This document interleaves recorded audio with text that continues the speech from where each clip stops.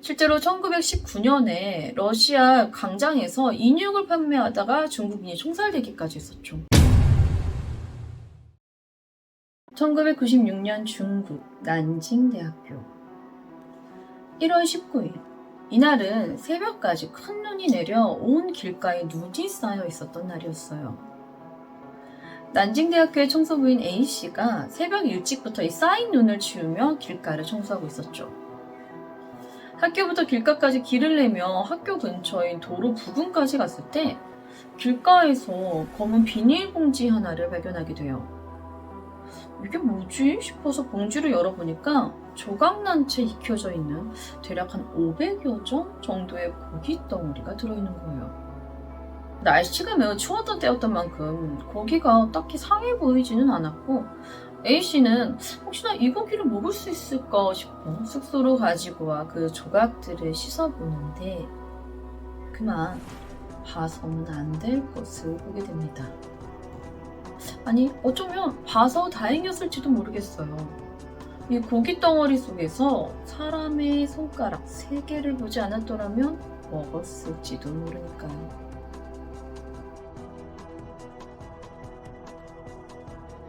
지난 2012년 4월 1일 대한민국을 충격에 빠뜨렸던 사건이 하나 있었는데요. 바로 조선족 오원춘이 저지른 수원 토막살인 사건이었죠.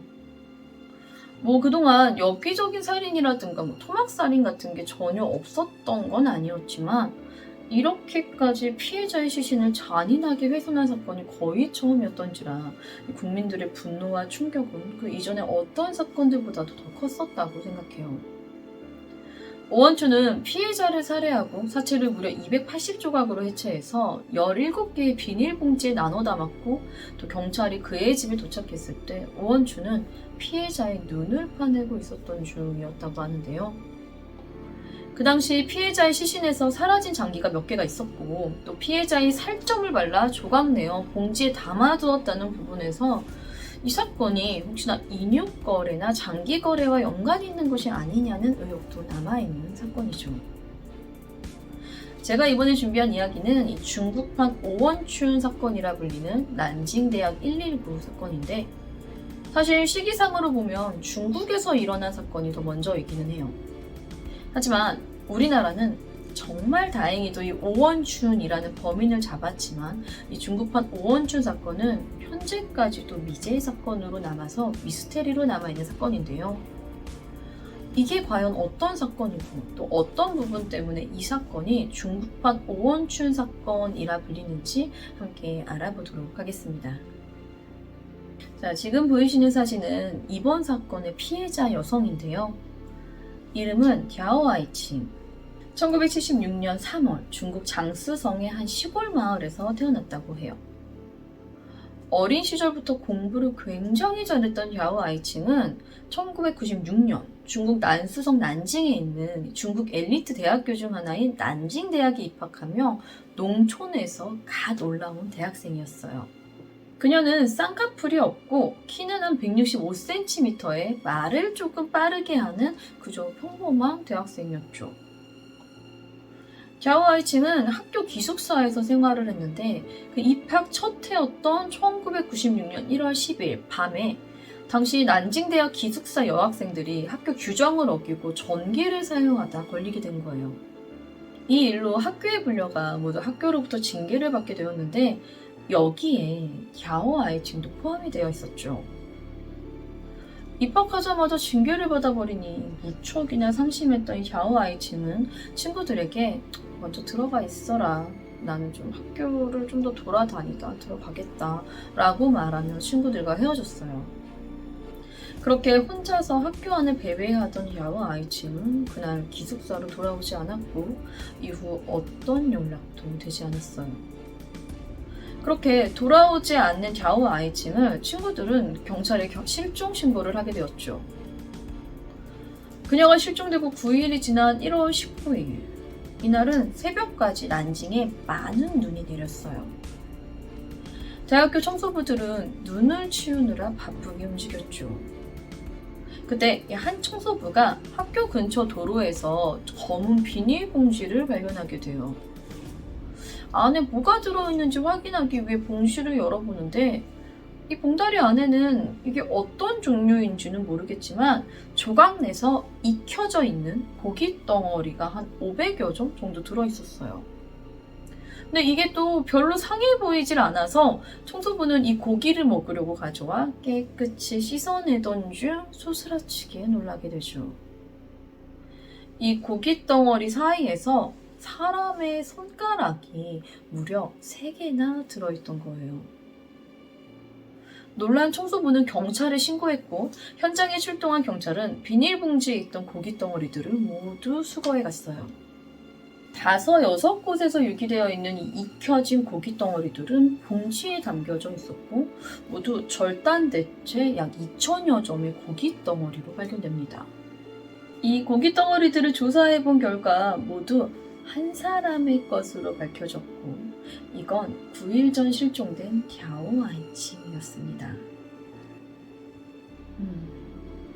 사람의 시신을 2,000여 점으로 조각되었다는 것만으로도 너무 충격적이고 끔찍한 사건인데요. 경찰 조사 결과 더욱 충격적인 사실이 드러나게 됩니다. 범인은 갸오 아이칭을 살해한 다음 사실 이게 살해한 후였는지 살해하기 전이었는지는 밝혀내지 못했지만 조사 결과로는 살해한 후 시신을 뜨거운 물에 담궈 익혔고 그런 다음 마치 수육을 썰듯 뼈채로 2,000여 조각을 토막냈다고 해요. 그런데 이 토막난 사체의 잘린 표면이 깨끗했고 무엇보다 이 조각의 크기가 일정한 것을 보면 범인은 칼을 전문적으로 쓰는 의료직 종사자나 정육업 혹은 도축업자일 것이다 라고 경찰은 범인을 추측했어요. 중국 전역을 충격에 빠뜨리게 했던 사건이었던 만큼 경찰은 범인을 잡기 위해 대대적인 수색 작업을 펼칩니다. 아예 난징대학교의 난징경찰이 이번 사건 수사팀을 만들어 지내며 난징대학교 학생 및 직원들뿐 아니라 사건 현장 주위의 거의 모든 사람들을 수사했고 모든 난징대학 학생들이 그날의 알리바이를 되어야 했죠. 하지만 안타깝게도 범인은커녕 용의자조차 색출하지 못한 채 시간은 계속해서 흘러갔고 결국 이 끔찍한 사건은 공소시효가 만료되며 미제의 사건으로 남아버리게 됩니다. 자, 이번 이야기는 난징대학 119 사건이었는데요. 난징대학에서 1월 19일에 발생한 사건이라 해서 난징 119, 혹은 난징대학 119라고 불리고 있어요. 근데 일단 이 사건은 그냥 이렇게 끝나요. 결국 어떤 단서도 하나 찾지 못한 채 그냥 미제 사건으로 끝나버린 거죠. 그런데 이 사건과 관련해서 아직 얘기가 남아있어요.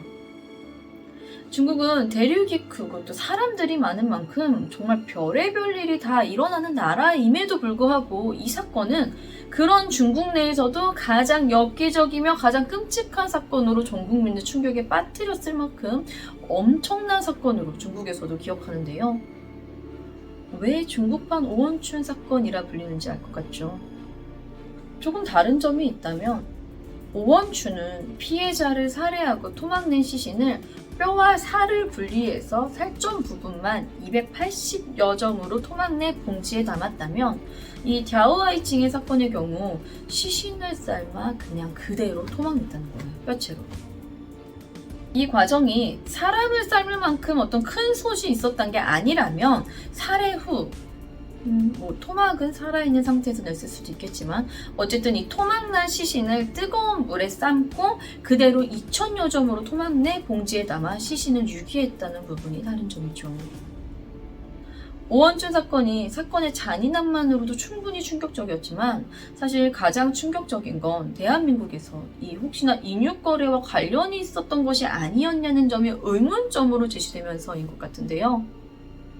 중국은 실제로 식인을 했던 나라죠. 이 식인에 관한 것들이 역사상으로 기록이 되어 있는 나라예요. 실제로 1919년에 러시아 광장에서 인육을 판매하다가 중국인이 총살되기까지 했었죠.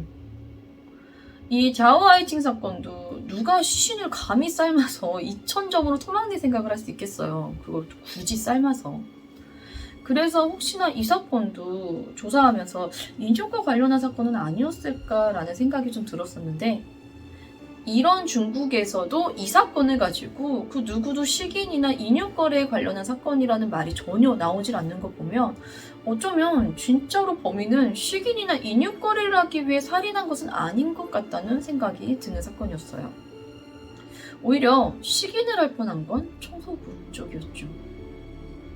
자, 끝으로 다시 사건으로 돌아와서 이 사건이 가장 충격적이지만 미제의 사건으로 남은 만큼 현재까지도 중국 언론에서도 이 사건을 가끔 다룬다고 하는데요.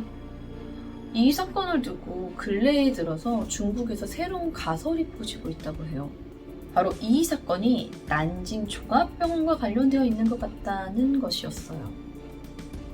굉장히 우연찮게도 그녀의 시신이 발견된 1월 19일 언론에서 크게 다뤘던 내용이 딱 두 가지가 있는데요. 하나는 갸오하이칭, 그러니까 당신은 신혼미상의 시신이 고기 덩어리처럼 절단되어 토막난 상태로 발견되었다는 소식과 또 하나는 난징 종합병원에서 아시아 최초로 소장 이식을 성공했다는 이야기였어요. 경찰이 깔끔하게 잘린 시신의 단면 상태를 봐 이건 칼을 다루는 누구? 의료직 종사자나 도축업, 정육업을 하는 사람이 했었을 것이다 라고 얘기했었잖아요. 하필이면 이 난징대학교 학생인 갸오하이칭이 실종 후 살해당했는데 난징대학교에서 소장이식에 성공했다라는 점을 두고 이 사람들은 난징병원에서 소장이식을 위한 의료실험을 위해 밤 혼자 학교를 거니던 이 갸오하이칭을 납치한 후 그녀의 장기를 빼내 이식했거나 혹은 그녀의 장기로 장기 이식 실험들을 하던 중 소장 이식이 성공을 하게 되며 더 이상 쓸모없어진 그녀의 시신을 그제서야 유기했던 것이 아니냐는 의견이 나오기 시작합니다. 이거 외에도 중국은 공산국가인 만큼 우리가 상상도 할 수 없는 일들이 아직까지도 많이 일어나고 있는데요.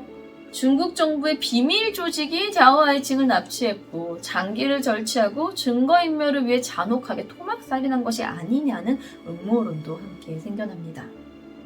하지만 이 두 가지 썰 모두 굉장히 그럴싸한 만큼 반박 의견도 매우 그럴싸해서 그러니까 굳이 소장 이식을 납치를 해야 하나?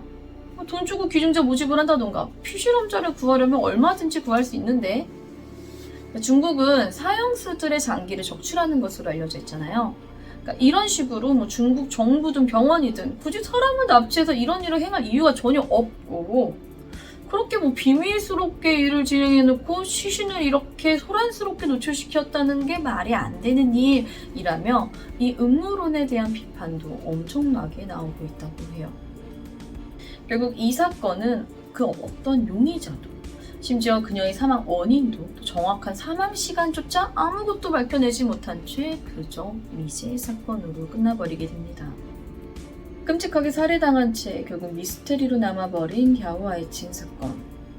과연 그날 밤 갸오하이칭에게는 무슨 일이 일어났던 것일까요?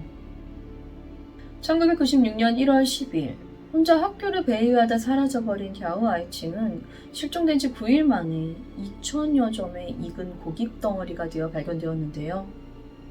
경찰이 수사를 펼쳤지만 용의자조차 특정하지 못하며 공소시효 만료로 영원히 미제 사건이 되어버린 중국판 오원춘 사건, 난징대학 119 갸오하이칭 토막살인 사건의 이야기는 여기까지입니다. 저는 뉴스패치의 유스였습니다. 감사합니다.